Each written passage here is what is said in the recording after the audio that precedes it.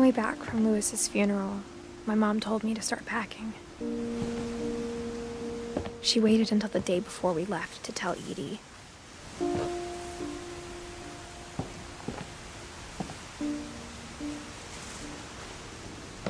I'm not sure if she wanted to make it easier or harder.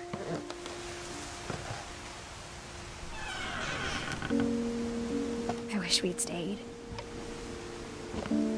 But I understand why we left.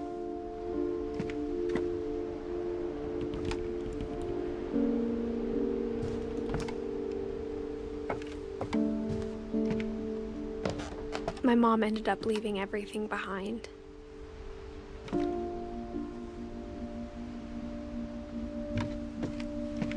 What happened that night had been coming for a long time. Maybe it should have come sooner.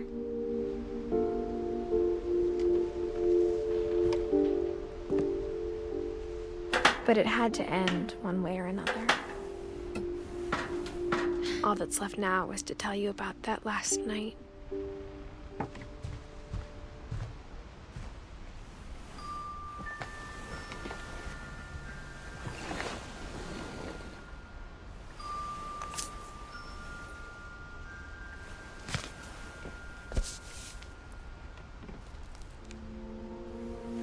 That whole last day, Edie just watched us pack and didn't say a word.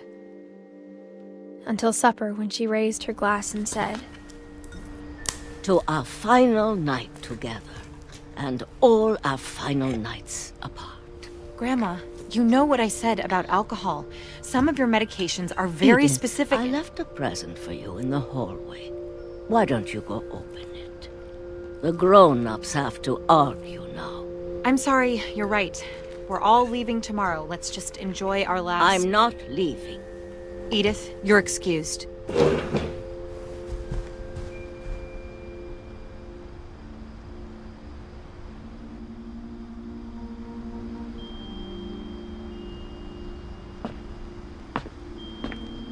The power had been shut off that morning, but Edie always had plenty of candles.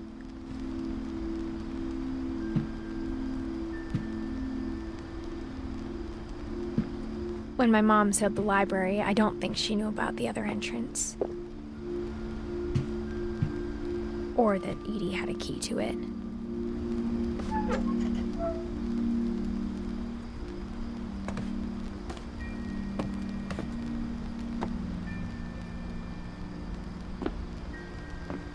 That thing you're afraid of isn't going to end when you leave the house.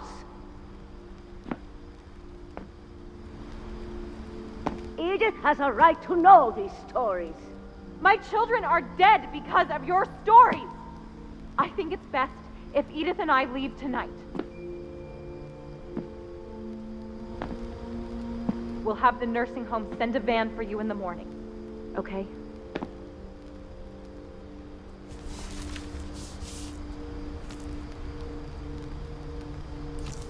Dear Edith, there's so many stories I wish I could tell you, but there's only time for one. This is about what happened on the night you were born. That night, the tide went way, way out.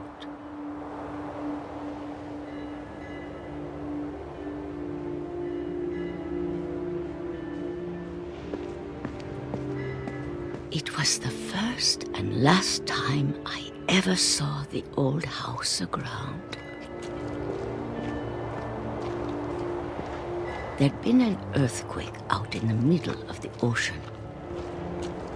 They called it the lowest tide in 1,000 years. God, it smelled awful. You know, I've seen that house every day of my life.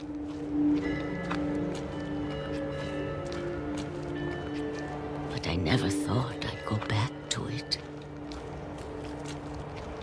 When the fog rolled in, I lost my way.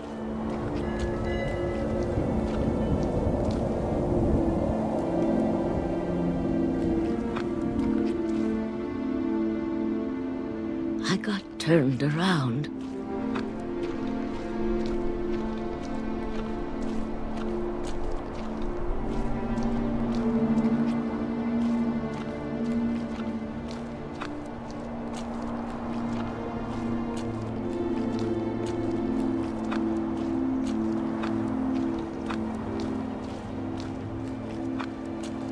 I started seeing things.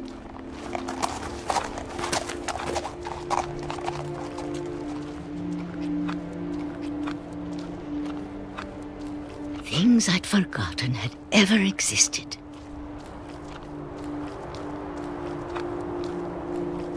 But when I saw them, they felt like old friends. That night, a lot of things came back to me. Or maybe I came back to them.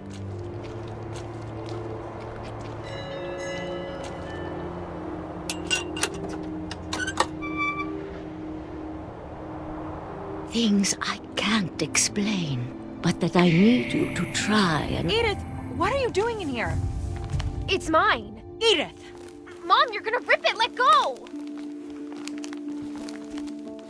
I kicked and screamed, but Mom dragged me to the car. I never saw Great-Grandma Edie again. The next morning, the van came to pick her up, but she was already gone. After that, we moved around a lot.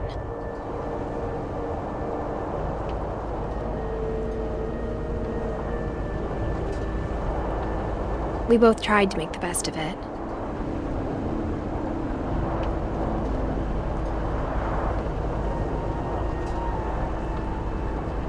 A few years went by.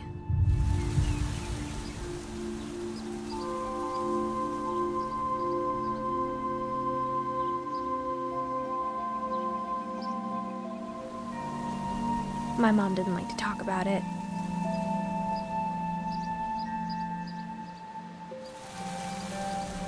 But she started getting sick a lot.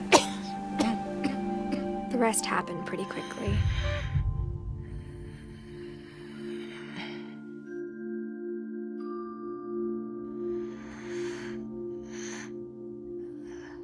She got better for a while, and then she didn't. And then I was alone. The last Finch left alive.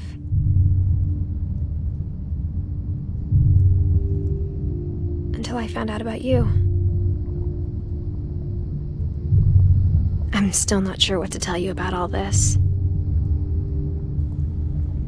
If we lived forever, maybe we'd have time to understand things. But as it is, I think the best we can do is try to open our eyes. And appreciate how strange and brief all of this is.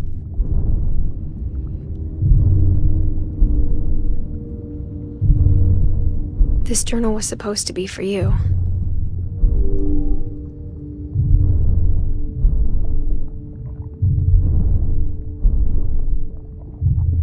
But now I hope you'll never see it.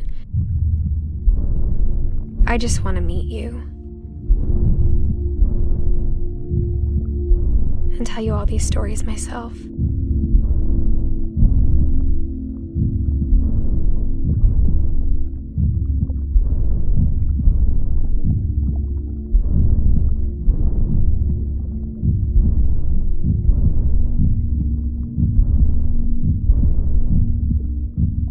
But I guess if you're reading this now, things didn't work out that way.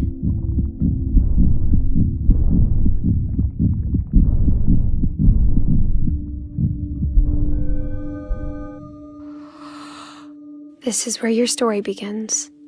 I'm sorry I won't be there to see it. It's a lot to ask, but I don't want you to be sad that I'm gone. I want you to be amazed that any of us ever had a chance to be here at all. Good luck.